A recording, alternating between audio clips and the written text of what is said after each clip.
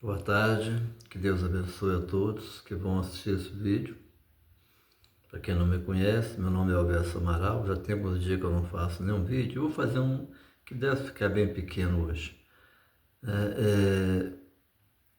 Eu sou da Assembleia de Deus, sempre eu falo, está com 2 anos e pouco, 2 anos e meio que eu estou na Assembleia de Deus, mas sempre estudei com a Assembleia de Deus, embora eu congregava na Igreja Batista.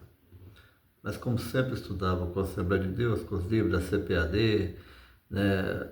Então eu acabei indo para a Assembleia de Deus aqui em Belo Horizonte, Ministério Belo Horizonte, é o Ministério Missão, né? Então eu hoje vou trazer mais uma palavrinha para aqueles que tiverem, né, a oportunidade de assistir esse vídeo. Peço a Deus que abençoe todos vocês. Quem não é inscrito ainda nesse canal, se pensar que vale a pena, se inscreva, né? Eu não faço vídeo constante não, de vez em quando eu coloco um, mas se você for inscrito aqui, você vai, né, ter a oportunidade de ver, né, o vídeo e se quiser também opinar, seja a favor, seja contra, não tem problema, não é isso? Desde que seja com respeito, é isso que a gente quer, né? Então eu vou ler um texto que está no Atos dos Apóstolos, no capítulo 17, a partir do versículo 16 até o 18, né? Que está escrito o seguinte: enquanto Paulo os esperava em Atenas, seu espírito se comovia vendo a cidade tão entregue à idolatria, de sorte que disputava na sinagoga com os judeus e religiosos, e todos os dias na praça com os que se apresentavam. Alguns dos filósofos epicureus e estoicos contendiam com ele. Uns diziam: que quer dizer esse paroleiro? Outros diziam: parece que é pregador de Deus estranho, porque lhes anunciava Jesus e a ressurreição. O que Paulo pregava quando ele chegou lá no meio desse povo que estava entregue à idolatria, né? Tinha Deus de todo jeito lá, né? Mas o que a Bíblia fala que ele chegou pregando? Ele chegou anunciando Jesus e a ressurreição. A chave do Evangelho, né? O melhor do Evangelho é justamente isso: anunciar Jesus e a ressurreição para a vida, é claro, né? A salvação em Jesus. Quando fala que ele anunciava Jesus, ele estava anunciando Jesus como Salvador, como aquele que morreu na cruz para nos salvar. Ele não estava anunciando Jesus como um político, ele não estava anunciando Jesus como uma pessoa importante para as coisas aqui da terra. Eles estavam, não só ele, mas os outros apóstolos, os outros que estavam evangelizando, né? O princípio da igreja era justamente isso: anunciar Cristo, anunciar Jesus como Salvador, como aquele que morreu na cruz para me salvar, para te salvar. Então, em meio a tanta idolatria, né? Não era a idolatria de hoje, que não faz diferença não, tá? A pessoa pensa: não, mas naquela época a idolatria era para deuses estrangeiros, deuses estranhos. Hoje não, hoje nós estamos, somos chamados de idólatras porque nós veneramos a imagem de Maria, de José, de Pedro, de Judas, entendeu? Não faz diferença não, tá? Mas naquela época era realmente deuses estranhos, Diana e outros mais. E tinha vários ídolos, né? Atenas era uma cidade de idólatras. Paulo chegou ali anunciando Jesus, né? Tem um texto aí, mas antes um pouquinho, né, que fala deles falar sobre o Deus que eles não conheciam, o Deus desconhecido. E esse Deus desconhecido, que eles tinham um altar para ele, era também aquele que Paulo anunciava. Vocês não conhecem esse que vocês não estão vendo, porque os outros vocês estão vendo. Os outros vocês estão vendo as imagens dele. Esse Deus que vocês, esse altar que vocês fez, para o Deus que vocês não conhecem, é esse que eu estou anunciando. Esse é o Deus que criou o céu e a terra. É o Deus que não habita em corpo, em templo, né? Feito por homens. Ele habita em nós. Ele habita no nosso coração. Então, o Evangelho tem que continuar sendo a mesma coisa. Anunciar Cristo. Anunciar Jesus como Salvador. Você pode não crer. Você pode estar ouvindo eu falar aqui agora e falar assim, mas eu não creio nisso não. Tudo bem, você não é obrigado a crer. Tá? Você não é obrigado a crer que Jesus morreu na cruz para te salvar e que esse sacrifício foi completo, foi suficiente. Você pode não crer nisso, não tem problema. Certo? Você pode não crer que é a ressurreição. Paulo estava anunciando Jesus e a ressurreição. Né? Você pode crer que não há ressurreição, não tem problema. Só que o você não crer não muda nada. Não muda nada. E quando chegar o dia, né, o nosso final da nossa vida, final da minha vida, final da sua vida, que está aí às vezes vendo o vídeo, né, e falando, aí eu não creio em nada disso, isso não existe, vida eterna não existe, vida após a morte não existe, né, ressurreição não existe. Você é livre para pensar isso. Mas uma coisa é certa, se eu estou pregando, se eu estou falando que existe a ressurreição, que Jesus morreu para me salvar, e no final eu estiver enganado, no final não existe ressurreição, no final das contas ninguém vai ter vida após a morte, se no final das contas não existe inferno, se no final das contas não vê que não existe nada depois da morte, o que eu perdi com isso? Não perdi nada. Não perdi nada. Se eu morrer e acabou tudo, eu não perdi nada por eu estar crendo e por estar com esperança na vida eterna. Eu não perdi nada, simplesmente eu deixei de existir.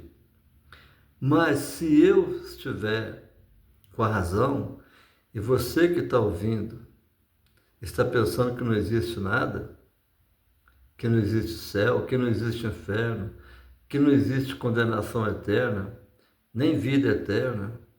Se você que está assistindo esse vídeo, você tiver com razão, entendeu? Eu não perdi nada. Mas se eu estiver com a razão, se eu estou crendo no que está aqui, eu creio que isso é a verdade, entendeu? E quando for no final das contas, você descobrir que isso aqui é verdade mesmo, aí, filho, você perdeu. Você perdeu muita coisa. Aí que vai estar a diferença de você crer ou de você não crer. De você ter Jesus como seu Salvador, como seu Senhor, e de você não ter. Você vai perder muito. Se o que eu estou colocando aqui, que Jesus morreu para me salvar, como está escrito, né? Se eu estou falando aqui que há ressurreição, que há vida eterna, né? Eu estando com razão, e eu creio que eu estou com razão eu creio que aqui é a palavra de Deus. Aí você que não crê, você vai perder muito. Pense nisso. Pense nisso. Vai ser um vídeo bem pequeno, mas pense nisso. Você pode perder muito. E é uma coisa que você não consegue recuperar mais.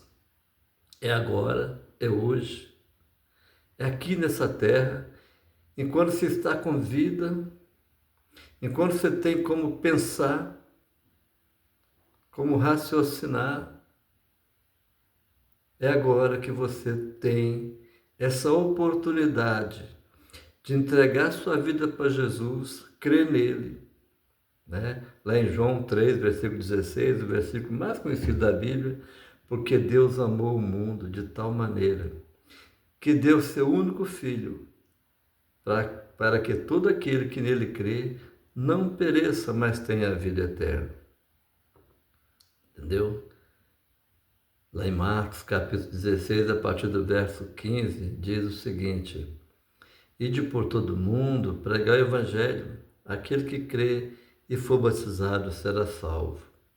O que não crê já está condenado. É hoje que você está tendo oportunidade. E você que está firmado em religião, seja ela qual for, seja ela qual for, a religião não salva. O que salva é Jesus Cristo. Você precisa de uma igreja que te ensina isso. Você está aqui na nossa congregação, você está aqui na nossa igreja, você está participando dos cultos aqui, mas que te salva é Jesus. E você precisa amar esse Jesus, obedecer os seus ensinamentos. Você precisa, as duas ordenanças que ele deixou, foi apenas a ceia do Senhor e o batismo. O batismo primeiro, depois a ceia, claro. Entendeu? Não é esse batismo de neném jogando água na cabeça, não. Infelizmente, nós temos uma igreja que se diz, uma denominação que se diz evangélica e também batiza criancinha, né? A criança não entende nada, a criança não crê em nada, a criança não tem consciência de pecado, ela só tem a natureza pecaminosa que ela já herdou, a natureza pecaminosa. Mas enquanto ela não tem consciência do que está fazendo, não o pecado não chega. Uma neném no colo da mãe mamando, se ela ficar nervosa ali e der uns tapas na cara da mãe, ela não tem culpa de nada. Ela não tem consciência ainda. Mas quando nós crescemos, passamos a ter conhecimento do mal e do bem, nós somos responsáveis pelos nossos atos. É aquele que ama Cristo e procura andar nos caminhos que Cristo ensinou a andar. Que Deus abençoe. Não pense que a sua religião te salva.